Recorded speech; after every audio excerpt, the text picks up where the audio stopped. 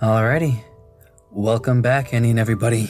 This is Lynn and Otter here to do another episode of One Last Night. And we're gonna get right back into the action because we left off on a massive cliffhanger. Alright, this is time for Xavier to step up, hopefully.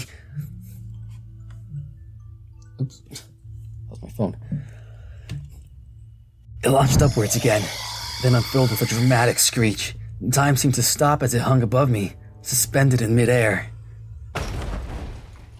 Oh geez. Oh no!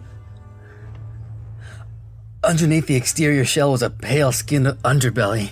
The length of it encompassed the entirety of my body. Its stubby legs resembled that of hands and planted themselves on my sides, giving me little room to move from the weight of its heavy body on mine. I looked down the underbelly, seeing pale, pupilless eyes stare back at me with a long appendage full of glistening teeth, sneaking downwards. The weevil pressed down on me, the mouth attaching to my torso and biting into my flesh. I cried out in pain as I felt the warmth of my blood leaking out of my body as it chewed into my stomach. On instinct, I swung my head upward as I cried. My forehead collided with the fleshy underside. The faded released from me and curled up as it tried to flee. I knew its weakness now, but it had cost me a good amount of blood. Ew! That is, gross! I grabbed the sword and used it to help myself up, trying to think of how to get it to open itself up again so I could stab it properly. It charged again, and I dodged, interrupting my train of thought. The weevil seemed to be moving faster, so it were desperate to win now too. The speed of attacks began to quicken, leaving me with little to no time to think. I didn't know how to get it to open up again, and my stamina was decreasing rapidly with my open wound. As I went for my next dodge, I wasn't able to move fast enough. Its body collided with my shoulder, and I let out a screech of pain, my arm falling limply to my side, as if it had been dislocated from the trauma. The sword fell from my grasp as my hand went numb from the shock. I spun around to the creature with gritted teeth. I was running out of time. I had to get desperate. An idea came to me, one that would more than likely get me killed, but the rage and adrenaline from it convinced me I had to try it no matter what. As the monster shot towards me again, I dodged quickly to the side. It still clipped me, however, and I was sent sprawling face first down onto the ground. I was glad for the numbness in my arm, dulling the pain momentarily, but resented the sand in my open stomach wound. My dominant arm lay beneath me and ready. From the corner of my eye, I saw it spread out once more, leaping up into the cloudless sky above me to pounce on my broken, bleeding form. I pushed my arm off to turn over, pointing the sword up from where I lay on it in one motion, using all my strength to send out a final thrust. The weevil impaled itself on my blade, shrieking in pain as its black blood trickled down the metal. I used it as a leverage to get back onto my feet, pinning it to the ground, one-handed as it squirmed. I used it as leverage to get back up onto my feet, pinning it to the ground one-handed as it squirmed. I dragged the blade upward as it let out a dying scream, signifying my victory in the fight. I did it. I won. And yet, the anger still burned inside me. I wasn't done with it yet.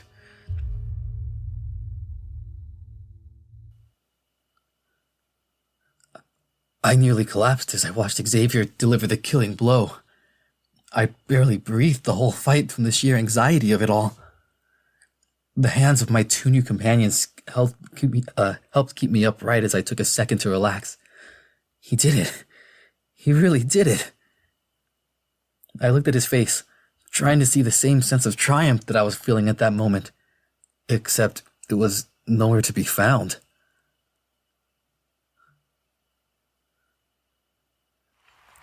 The crowd loudly cheered to Xavier's deaf ears as he stared at the corpse, one arm hanging limply by his side.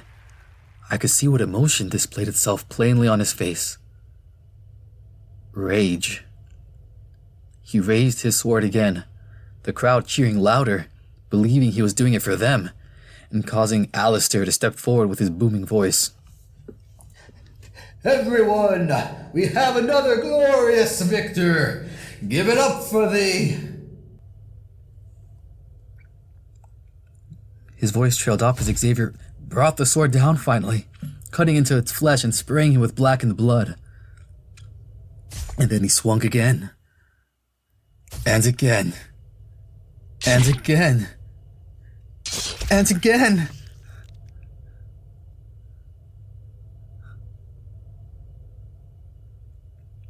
The bat hacked the weevil until it was nothing more than a pile of minced meat, coating Xavier in a viscous layer of blackened blood. The crowd had stopped cheering, falling silent and stunned at the sheer violence that had occurred. Everyone was uncomfortably quiet. Xavier dropped the blade to the sand, falling to his knees and breathing heavily.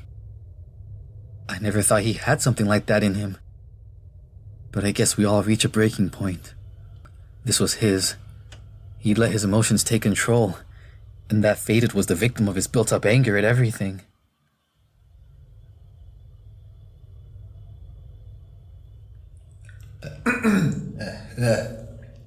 As I said. Alistair cleared his throat, his voice cracking with the initial delivery.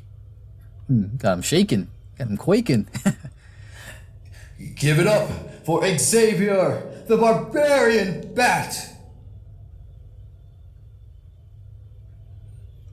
I wasn't sure why I'd expected the crowd to react in the same manner as Alistair had, shocked and uncomfortable, when instead they exploded into deafening cheers of delight at the violence presented to them. They had all come to experience the show of a lifetime, and here it was given in graphic detail. This was the violence they'd craved, and Xavier had delivered it tenfold. The guards moved to the field again, bringing out the weapon rack and clearing out the body while they began to drag Xavier back. Alistair should have been narrating this part, continuing the show, but with a final look towards the lion, he seemed to be shaken by the whole thing. Maybe there was a bit of his old conscience left after all.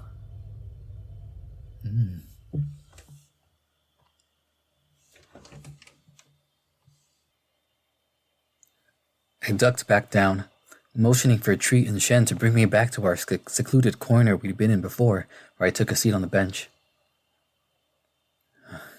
Go get Xavier, please.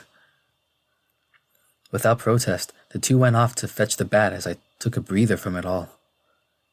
It hadn't even been a full 24 hours since I'd been reunited with Alistair, and I still felt overwhelmed by it all. With the insanity of Wonderland thrown into the mix, I was just glad my part in it was over. Xavier and I had lived to see another day, despite both of us being worse for wear. That's a simple fact I could at least focus on. Anything more than that at the moment was a bit too much for me. It didn't help that I was starting to think the double head trauma I'd just received had given me a concussion. Eventually, the three limped back to our corner, towels in hand ready to wipe off a majority of the Faded's blood. I didn't even want to think about where the filthy clothes had come from.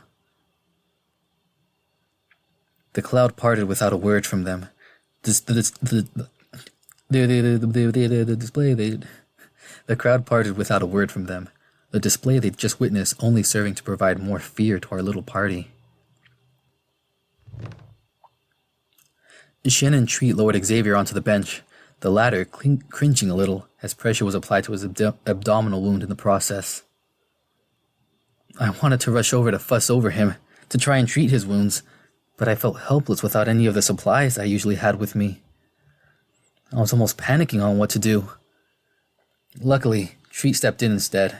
He immediately began assessing Xavier instead. Aside from the broken finger that's already been treated, there's the matter of his stomach wound and shoulder. Thankfully, the wound isn't deep, but I don't have anything sanitary to treat it with at the moment. The shoulder, however, is simply dislocated. I can pop it back into place, but it'll hurt. Shen, can you find something for him to bite down on? I expected a tease from the hyena, but instead they set to the task immediately. How do you know how to pop it back in? Are you some kind of doctor? Treat laughed at that. The two of you really do have similar thoughts. I was captain of my rugby team, so I took it upon myself to learn some basics of first aid and treatment of typical sports injuries. I've dislocated my own shoulder once or twice on the field. I placed my hand on Xavier's other shoulder and smiled at Treat, giving him a nod of approval. Wait, let me get that smile. Let me get a little smiley boy.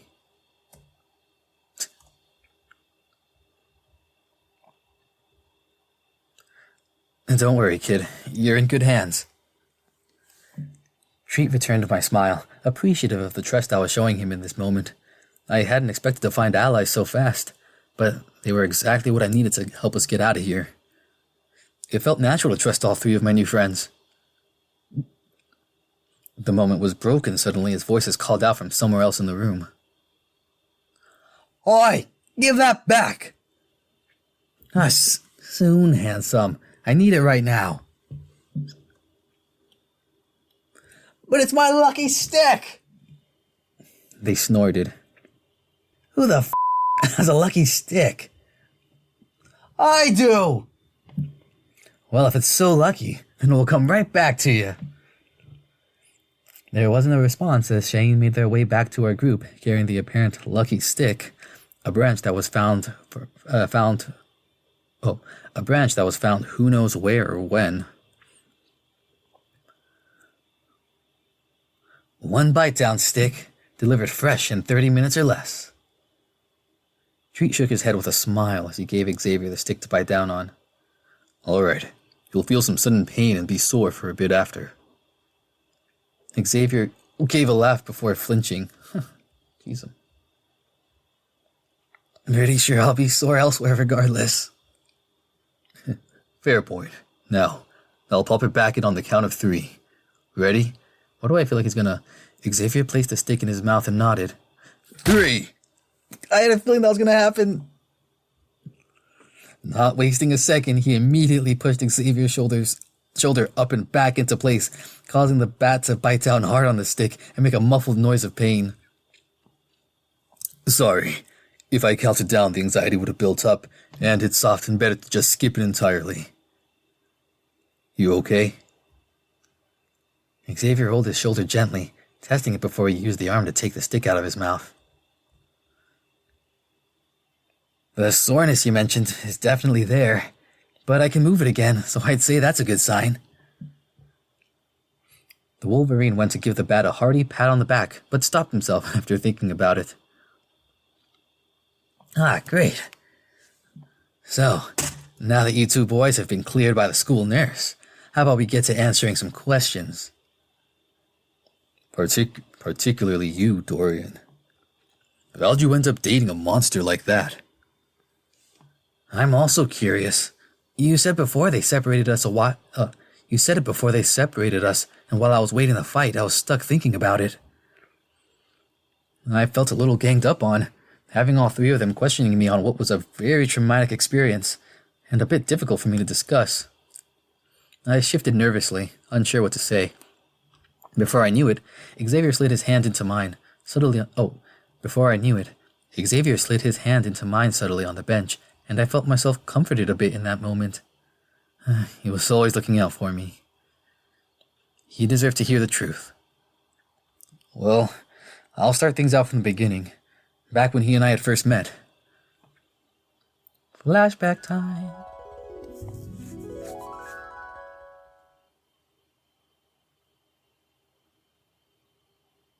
Several years ago.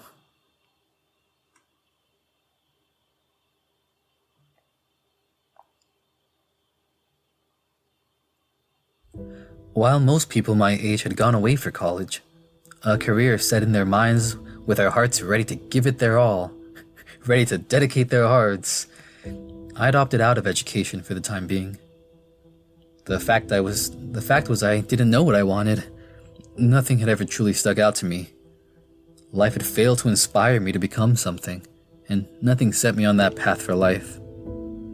I was 19 and completely lost. Most of the friends I'd had in high school had moved away to follow those dreams that I'd lacked, leaving me behind with my minimal social skills to fend for myself. Those few that were left were too busy with their own education, leaving me to feel like the runt of the litter. As such, no matter how hard I tried, I couldn't help but feel like there was something wrong with me for being so different. Instead, I turned to work. All I could grab with my high school diploma were minimum wage jobs, which I told myself would be valid work experience in the future. And they are. So, after graduation, I turned to the workforce and saved while living with my parents. It cut my expenses down significantly, but resulted in cutting down my mental health as well. I was feeling like a burden. After a while, I tried to look for an apartment on my own, but living in the city was damn expensive. My only choice was to look for a roommate. It was luck that I managed to find the perfect place on the first try. My own bedroom, low rent, and a guy a few years older than me in need of someone to fill that spot. I sent in my application and it was almost immediately accepted. Not long after I packed my things and moved in.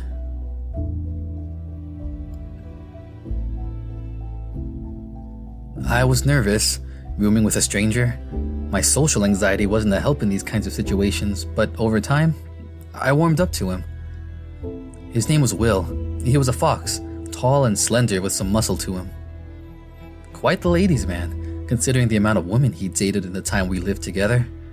He was also quite accepting of the fact that I was gay.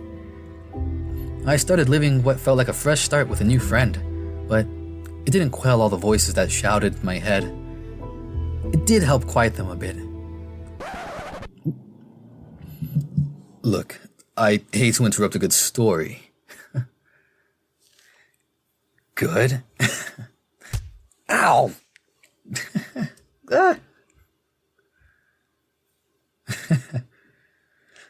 But can we get to the part about Alistair, please? Right. Sorry. Will was tired of seeing how lonely I was and kept insisting I try to find a boyfriend to help with it.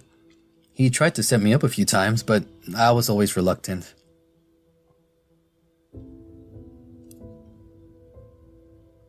Eventually, he decided to invite me to a bar with a couple of his buddies, one of whom worked there.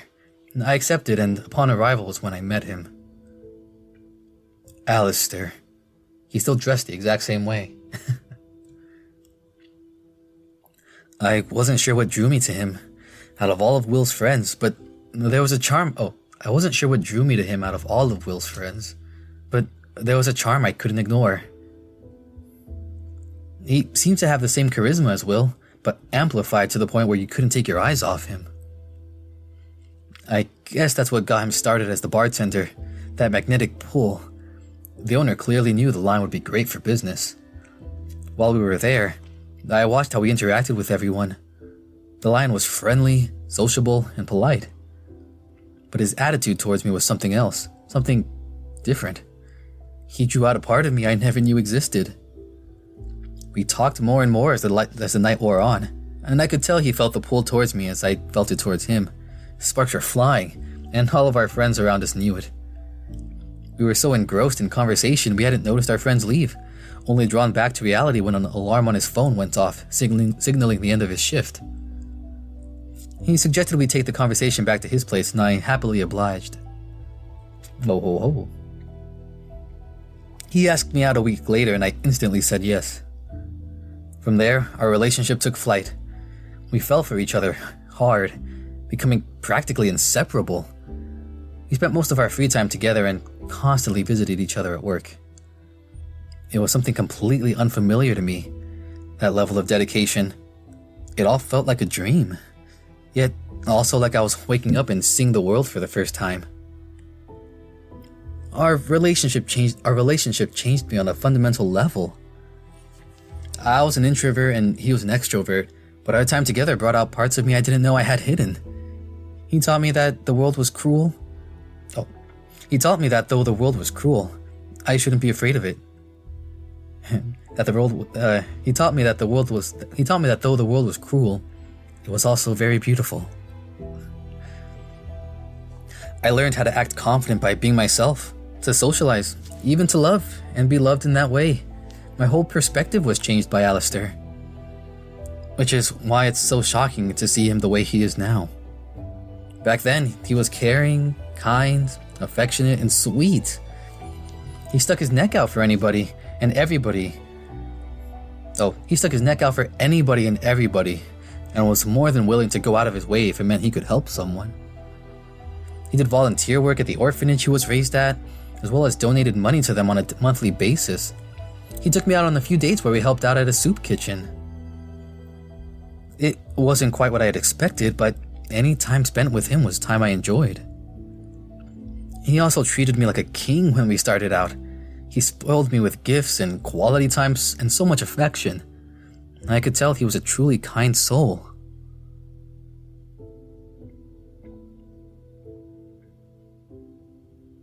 After a year, we moved in together. We were confident that things between us could last forever.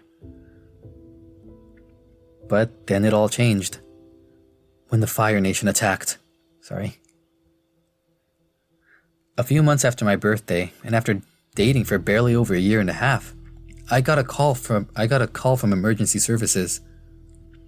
They found my parents dead in a car wreck. It was a horrible accident, and there were no survivors from either party.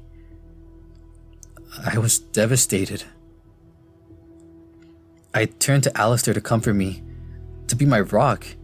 He was, for a little while. But eventually, things seemed to change.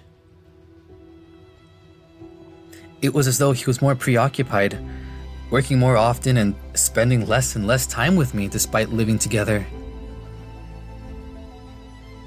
His comfort words were repetitive and hollow, as though he'd lost interest. Slowly but surely, a gap began to grow between us. I no longer knew what to do.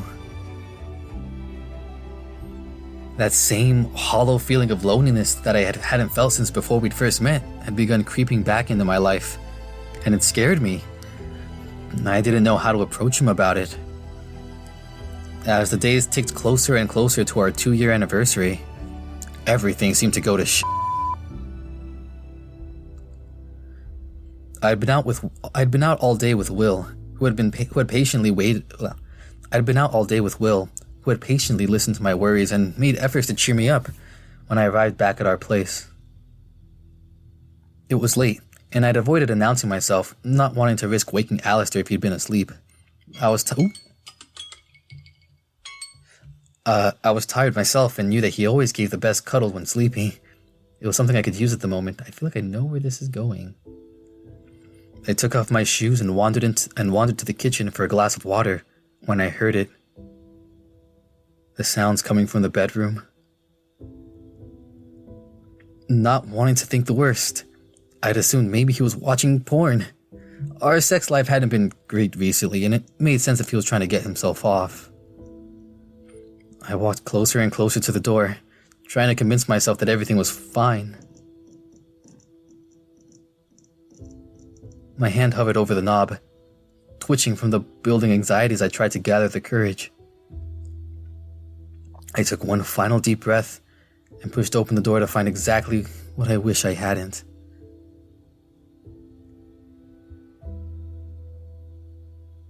Holy cow!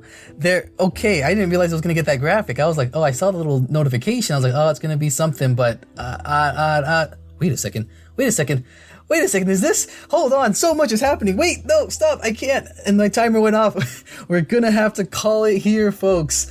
Let's just save right there on this image for everyone to see. Holy cow. Jeez, okay. Yeah, my laptop's getting hot. I gotta call this here. But thank you for watching.